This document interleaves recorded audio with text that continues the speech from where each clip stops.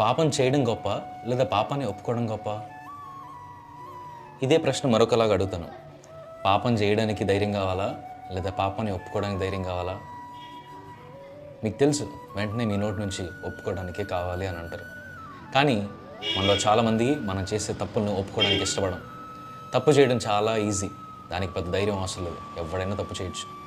ఈ రోజున దేవుని సన్నిధికి వచ్చినప్పుడు కూడా నా జీవితంలో ఎందుకు ఇది జరగట్లేదు అది జరగట్లేదు అని అడిగే ముందు మనం ముందుగా మన పాపాన్ని ఒప్పుకోవాలంట. దేవుడు మన జీవితంలో ఒక కార్యం చేయాలని నువ్వు ఆశపడుతుంటే బలంగా ముందుగా నువ్వు చేయవలసిన పని, అయ్యా నా జీవితంలో నీకు వ్యతిరేకంగా నేను ఈ పాపాలు చేశాను, దయచేసి నన్ను క్షమించు. మీ ఆలోచనలో మీ క్రియల్లో మీరు చేసిన ప్రతి పాపం దేవుని సన్నిధిలో ఒప్పుకోండి. అలా ఒప్పుకుంటే దేవుడు ఖచ్చితంగా నీ జీవితంలో కార్యం చేస్తాడు. ఈ రోజున నువ్వు నీ తప్పును కవరప్ చేశానని నువ్వు అనుకుంటున్నావు, దాన్ని పాతి పెట్టేశానని అనుకుంటున్నావు. కానీ ఏదో ఒక రోజున అది లేచి వచ్చి నిన్ను కప్పెట్టేస్తుంది. దాన్ని ఒప్పుకోనంత వరకు కూడా దాని కాన్సిక్వెన్స్